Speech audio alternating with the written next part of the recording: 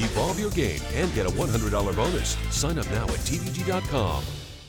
Picturesque is probably an understatement to describe Belmont Park on this glorious Thursday afternoon, but somehow it's even going to get better on Saturday, because Saturday is the 146th running of the Belmont Stakes and another attempt to win Thoroughbred Racing's Triple Crown. California Chrome, the 3-5 morning line favorite, attempting to become the 12th thoroughbred ever to accomplish the task. Joining us on the set here is the man charged with taking him all the way around that mile-and-a-half trip. He's been so brilliant to both the Kentucky Derby and the Preakness, jockey Victor Espinoza.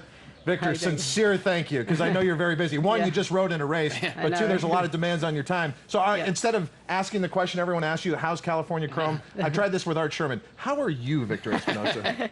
I'm doing good. I doing a lot of things in my free time, but you know, I'm just here and having a good time and ride a couple horses before Saturday. How different is it the last time you were War Emblem? We were talking earlier on the show, Victor. I know when I was training, I didn't enjoy the big wins early in my career. If I was training back tomorrow, I'd probably have a different approach. Is that the same for you? You kind of didn't realize what was going on last time. This time, now you're an established rider. You got all those wins under your belt. You can kind of enjoy it a little more? Yeah. Before, everything was too rushed, and everything was new for me, and a lot of things, I do things by surprise, and this time is different. I'm ready for it, and I know what I want and what I should do and what things that I like to do, and that's what I'm doing, and it's just different. Can we talk about some of the things away from the racetrack, and then we'll get back to the race itself? But you were on the David Letterman show just the other day. What was that experience like? It was fun. It was a lot of fun. I mean, those guys, they're amazing.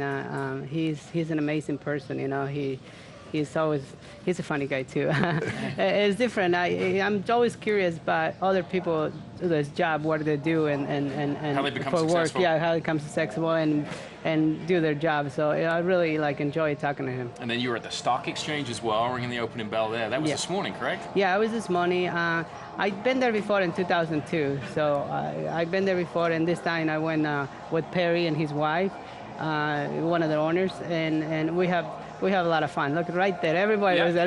By the way, cowboy. Good news. The Dow is up 100 points. The market was up 100 points today. So the economy's doing well thanks to Victor Espinoza that's it. and the connections of California Chrome. So you come to the races today after being on the New York Stock Exchange this morning. You get to ride a winner in the afternoon. Is it a release to get back to the racetrack and back to what you're doing on a daily basis? Yeah, for sure. I mean, I had to just, what I had to do in my free time, get it over with, and then now after this race, just relax and hit the gym a little bit and go to sleep early. And it's good to ride over this racetrack. Even though you're experienced rider, you have success here. It's not the same as any other racetrack, right? The configuration of it. So it's nice to get a couple of rides under your belt. Yeah, I mean, a little bit think helps, Yeah. Oh, no, sometimes things, not plan the way you go. You plan it, but I think with these couple of races that I've, been riding over here, and I've been here more than what I would like to say. I've been here for like 2 weeks already, but it's fun, and the weather is awesome over here, and the people here in New York, they're really really nice and kind to having me in here. Let's revisit the rides so far aboard California Chrome, both in the Kentucky Derby and the Preakness. You've received a lot of praise for a lot of the decisions that you made. I remember talking to Art Sherman before the Kentucky Derby. He said the first turn was the key. He didn't want this horse to get shuffled back, so that on the far turn he could put on a show, and put on a show he did. Yeah, I mean, 20 horses field in the Kentucky Derby is not easy. I had to get a quick start and get right in my position as quick as I can, and let him run his race. Oh no, I was not really happy the way he was handling that track. I think he was struggling a little bit in the Kentucky Derby. For once, he did not want to squeeze the lead. I had to make him squeeze the lead because, he was kind of bubbles a little bit in that track. Sure. And then that's the really first time I ever noticed that he don't want to squeeze the lead by his own. Normally, he always does that. No problem. And then he came back in the Preakness, and another great ride. And this horse has had good trips because of you. I think you've put this horse in a great position, and credit should be given there. And people have done that. And you set off to the race. Mentally, this was exhausting because you had to make so many decisions early going into that first turn, right? Yeah, definitely. I mean, it was not going to be easy to have number 3 and the Preakness, and it was going to be a little bit difficult for me. So that's why I want to bounce out of that again quick as I can and just move step maybe 2 or 3 lengths out of the rail, So at least by the first turn, I want to be in the in the 5 lane, you know. Right. So I have a little room in the people to the inside. inside. So if I need to, I can use it. Yeah. And then that was the key for me in that race. And it was very challenge race. I think it was the most difficult race that I ever rode and I ever win. I was telling my friends, like, for once I feel like a real jockey after I win the Preakness. You feel like you make a difference, Yeah, right? exactly. It's Sure. right. Okay, Sure, yeah. so we drew post position 3 in the Preakness. How does post position 2 sound in the Belmont for you now? I know it gets like 5 to 3, 3 and 2.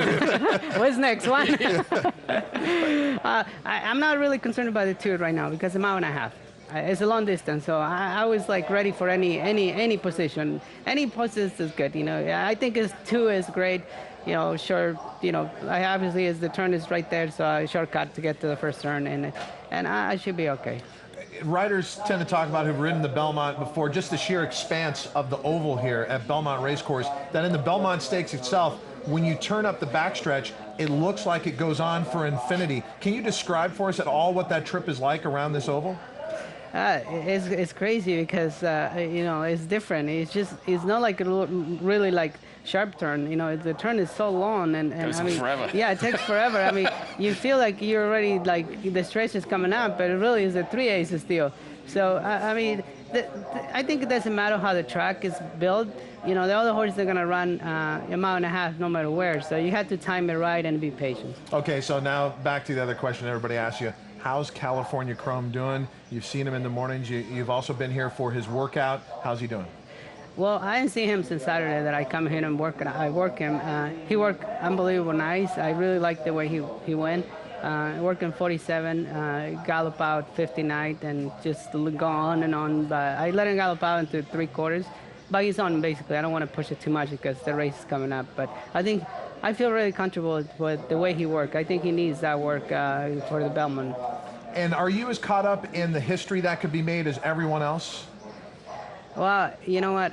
This is my second time that I'm in here. Last time I was really like excited and looking forward that hopefully I can win the Triple Crown. But you know, it's difficult. It's really hard. It's not easy at 30-something years that you know what? I'm just ready for anything can happen. I mean, I have a tremendous ride with this horse, California Chrome. Whatever happens next, you know, it's always an extra bonus.